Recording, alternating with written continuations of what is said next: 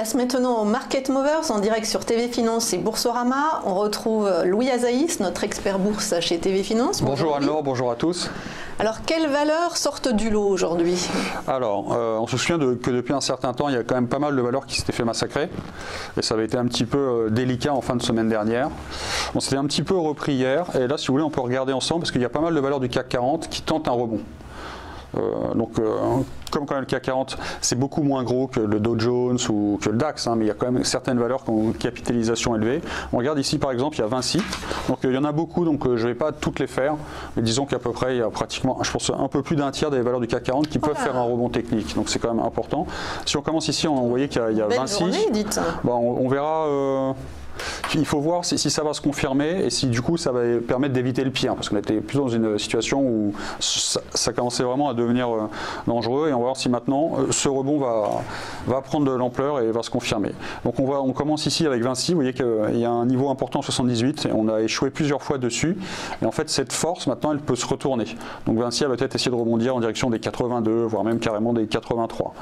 Alors ensuite il y a Schneider aussi qui avait beaucoup souffert et qui essaye de se reprendre. Vous voyez Schneider, vraiment les vendeurs ont essayé plusieurs fois de la retourner à la baisse. Et il y a cette importante zone de support ici à 68,50, 68 figures. Vous voyez, on a échoué le 13 février, on a échoué le 15 février, on a échoué encore deux fois le 2 mars et le 5 mars. On a encore échoué deux fois, là, le 23 et le 26. Et je pense que les vendeurs vont peut-être se fatiguer, un petit peu comme ce qui s'était passé ici entre novembre et janvier. Après, ça avait provoqué un rebond. Donc même chose, la Schneider, elle pourrait tout à fait rebondir en direction des 72, là on vaut 70. Donc aujourd'hui, ce qu'on va évoquer, c'est plutôt des rebonds techniques. Donc c'est des amplitudes limitées, c'est 2-3%, 3-4%, et ça peut prendre plusieurs jours. Et si après il y a un tiers des valeurs de CAC 40 qui rebondissent de 2-3% pendant 3-4 jours, là, ça permet déjà de reprendre le souffle. Donc ça c'est un scénario possible. Quelques jours donc. Oui, je préfère parler de quelques jours plutôt que de retournement. Là il y a Sanofi, donc on sait que Sanofi, elle est lourdement pénalisée, mais après les gens aussi qui vont dans les pharmacies, ils s'aperçoivent, désolé de critiquer Sanofi, que souvent certains médicaments ont disparu parce que Sanofi a décidé de ne plus les produire parce que ce n'était pas rentable. Donc je ne sais pas ce qui joue Sanofi, puisqu'il joue la rentabilité et que l'action se fait massacrer. Donc il faut peut-être changer pas mal de trucs là-bas. Donc toujours est-il, il y a une zone de support à 63 et là aussi on voit qu'elle a été touchée plusieurs fois tout au long du mois de février. Peut-être que les vendeurs vont s'épuiser temporairement et on voit que là aussi sur Sanofi, donc il y a un rebond qui reprend ici en direction de 67. Alors ce niveau de 67 qui correspond au plus haut du 20 mars, c'était aussi en fait un gap qui avait été ouvert entre le 6 et le 7 février. Donc là aussi c'est technique, c'est uniquement un rebond technique, mais bon, je ne vais pas dire aux gens de se mettre à l'achat sur Sanofi parce qu'on voit que c'est quand même une tendance clairement baissière. On est plutôt en train de faire un rectangle, on va dire du surplace temporaire. Parce que côté fondamental, il me semble que l'action baisse depuis qu'ils ont annoncé les acquisitions aux États-Unis. Bah oui, mais je ne sais pas ce qu'ils font, mais bon. Je préfère mieux pas faire de commentaires. Voilà. Mais bon, Sanofi, a priori, va quand même essayer de repartir vers 66. Après, les acquisitions des États-Unis, c'est peut-être du long terme. Donc, effectivement, il faut les digérer à court terme. Et après, à long terme, ça va être payant. Mais peut-être ce que je voulais dire, c'est que Sanofi est peut-être trop obsédé, mais c'est peut-être aussi l'industrie qui veut ça, par la rentabilité à court terme. Voilà. Et donc, on voit ici le 66, 50, et on va essayer de rebondir. Donc, on vaut 64, donc 66, ça fait quand même 2 €. C'est ce rebond qui est en train de se dessiner. On va regarder maintenant Saint-Gobain.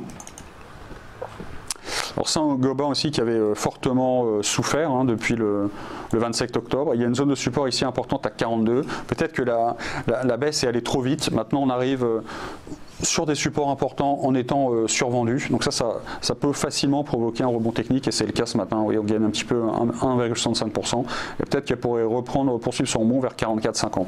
Donc en résumant, peut-être que toute cette semaine on va rebondir, que ce soit sur ces actions-là ou sur le CAC. Après il va y avoir le grand week-end, puisque vendredi et lundi les bourses vont être fermées et peut-être que donc Paris va être fermé vendredi et lundi. Ouais. Oui, parce que New York, il me semble, c'est ouvert lundi. Ah bon, et peut-être que donc quand on va revenir la semaine prochaine, vous avez certainement raison, quand on va ouvrir non tout à fait, quand on va ouvrir la semaine peut-être que la semaine prochaine du coup la vague de baisse pourrait reprendre. Mais a priori l'idée c'est qu'à court terme, cette vague de baisse perd de sa force et les intérêts acheteurs du coup tentent des contre-attaques. C'est ces rebonds qui sont en train de se dessiner. Donc peut-être après je vais juste évoquer, indiquer les noms parce qu'il y a trop de valeurs. Il y a Safran aussi qui peut faire un rebond. Sur l'automobile, il y a Renault et Peugeot. Parce que j'ai vu à un moment que vous avez regardé Peugeot. Ouais, Peugeot, là, elle fait son petit rebond et Renault aussi. Une des plus fortes baisses là, du CAC 40 ce matin. Qui? Renault. Ah bon? Moi, j'ai plus 2,65.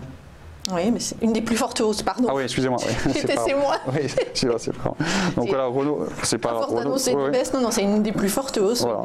Du Renault CAC qui se 40. reprend. Il y a Orange aussi. Orange qui avait bien souffert aussi.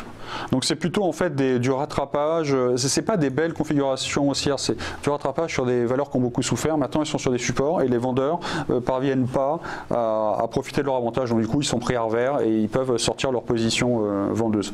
Là aussi Essilor qui fait du surplace, grosse zone de support ici vers 105. On a l'impression que le marché n'a pas les moyens de la casser à l'heure actuelle. Il faudrait une autre mauvaise nouvelle, mais bon avec la situation actuelle, les mauvaises nouvelles pour arriver vite. On voit qu'on tient sur les 105, donc on pourrait tout à fait rebondir vers 110. Qu'est-ce qui me reste? Essilor, un petit Danone, Airbus et Air Liquide. Donc vous voyez, ça fait quand même pas mal de valeurs.